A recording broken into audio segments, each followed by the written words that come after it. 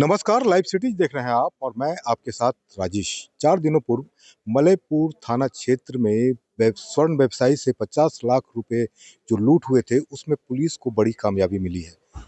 Police ने कार्रवाई करते हुए 5 अभियुक्तों को हिरासत में लिया है, जबकि एक अभी पुलिस की हिरासत से बाहर है। मुख्य सरगना को हिरासत से बाहर बताया जा रहा है। पुलिस कह रही है कि जो गिरफ्तारी हुई है उसमें 45 लाख रुपए से अधिक की रिकवरी हुई है, तो बड़ी सफलता है। क्या कुछ कह रहे हैं जमुई के एसपी विश्वजीत दयाल, पहले आप वो सुन लीजिए। सर, क्या कुछ कार्रवाई हुई है? ये मल्लेपुर थाना क्षेत्र में 9 तारीख की रात करीब 9 बजे सूचना मिली कि वहाँ आंजन पुल के पास एक व्यवसायी से करीब 50 लाख रुपए की लूट की घटना हुई। इस घटना में त्वरित कार्रवाई करते हुए हम लोगों ने उसके पलायन की दिशा में और टेक्निकल इनपुट के आधार पर करीब 72 घंटे के अंदर इस घटना में शामिल 5 अपराधियों को गिरफ्तार किया है और जो लूटे गए जो रकम थी 50 लाख रुपए, उसमें से 45,06,000 रुपए अलग अलग जगहों से बरामद किया है। अभियुक्त द्वारा इस घटना में प्रयुक्त 2 बाइक को भी बरामद किया गया है तथा पिस्टल और जिंदा गोली बरामद किया गया। किस तरह का पिस्टल है सर? हैंडमेड है?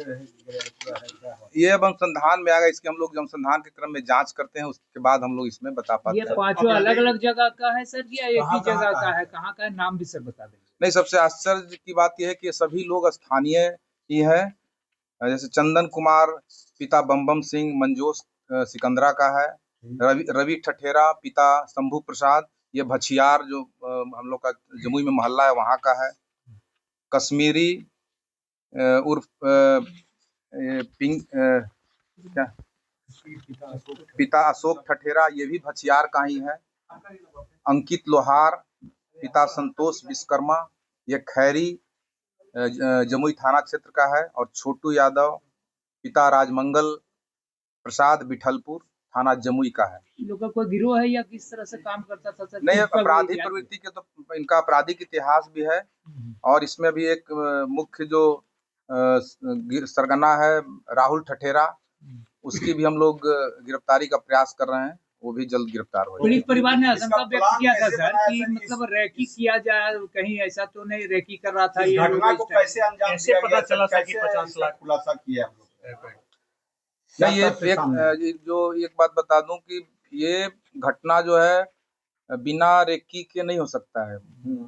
वादी जो इसमें पीड़ित थे, उनके घर से निकलने से लेकर के घटना स्थल तक का उसका रेकी हो रहा था और जो अपराधी थे उसके घर से ही उसके पीछे लगे हुए थे और जो सुनसान जगह पर ये घटना को अंजाम दिया गया। बोला गया सर कि इस पूरे घटना में 2 बाइक के साथ साथ एक टेम्पू भी था जो मलेकपुर के तरफ से उस समय आया था और कह रहा था कि जल्दी चलो काम कर लो। तो इसे टेम्पू वाला का कुछ पता चल पाया था? कौन था टेम्पू वाला? ये अभी हम लोग इसमें अनुसंधान करेंगे कि आखिर टेम्पू वाला उससे संबद्ध था, अपराधियों के साजिश में वो भी शामिल था। वो हम लोग अभी और उसमें अभी डिटेल बताना भी उचित नहीं है, उसमें हम लोग अनुसंधान के क्रम में और स्वर्ण आभूषण के मामले बताया जा रहा है। स्वर्ण आभूषण को एक दूसरा भी व्यापारी था जो इसमें इन्वॉल्व है, उसकी क्या भूमिका थी सर? ये अभी जब और जो मुख्य सरगना पकड़ाएगा और अनुसंधान में हम लोग आगे जैसे बढ़ेंगे तो इसमें पता चलेगा कि इसमें और किसी का साजिश है या क्या, लेकिन कहीं न कहीं से कोई जो उनका नजदीक आदमी जो है वो जरूर इसमें मिला हुआ है, जो अपराधियों को सूचना दे रहा था। का सारा सामान से रिकवरी हो चुका है? हाँ, वही जैसा मैं बताया ना कि जो एफआईआर है उसमें 50 लाख के लूट की घटना के बारे में प्रतिवेदित किया गया था, तो उसमें से 45,06,000 रुपए बरामद किए गए। कितने लोग थे? आभूषण के बारे में बताया नहीं गया है, न एफआईआर में है, तो उसकी जानकारी नहीं। सर, आपसी पैसा कितना बंटवारा किया गया था सब लोगों के बीच? अलग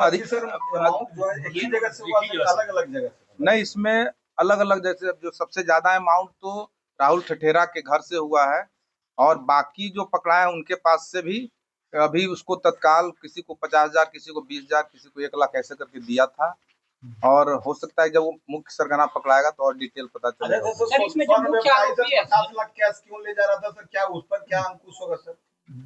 ये अब अनुसंधान का विषय, हम लोग इसको आयकर विभाग को भी देंगे उसमें कि वो अगले अपने स्तर से वो छानबीन करेंगे कि आखिर ये 50 लाख रुपए कौन ले जा रहा था, कहाँ से ले जा रहा था, कहाँ से लाया। तो ये सब अलग विषय है। सर मुख्य आरोपी जो राहुल ठठेरा है, वो कहा जा रहा है कि सिर्फ जेल के अंदर से बैठ के ही पूरी योजना को तैयार किया था। इसमें कितनी सच्चाई है?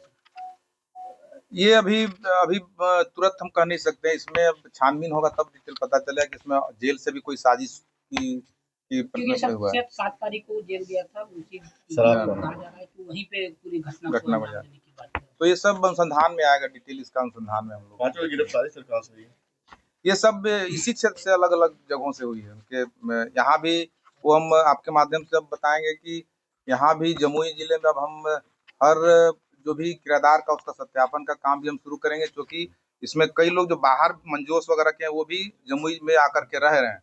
तो ऐसे मकान मालिक से मेरा अनुरोध है कि वो बिना सत्यापन के किसी को किराया पर अपने प्रतिष्ठान को न दें। उस पर हम लोग आगे फिर हम लोग अभियान चला करके इसमें हम लोग कार्रवाई करेंगे। सीसीटीवी का सर क्या मदद लिया गया था, कहाँ काम कर रहा है चौक अनुसंधान में आप लोगों को नहीं, कैसे आप लोग अनुसंधान किए सर? नहीं, ये तो पुलिस अनुसंधान जो है पुलिस का विषय है। इसमें हम लोग को ह्यूमन इंटेलिजेंस भी मिला, प्लस जो सीसीटीवी से जो आप बता रहे हैं, सीसीटीवी से मैंने समझिए कि 9 की घटना है, 10 की रात तक हम लोग कुछ नहीं था, लेकिन अचानक से जब और डिटेल में हम लोग गए तो 11 से हम लोग को इनपुट आना शुरू हो गया और 11 की रात तक हम लोग पूरा क्लियर हो गया।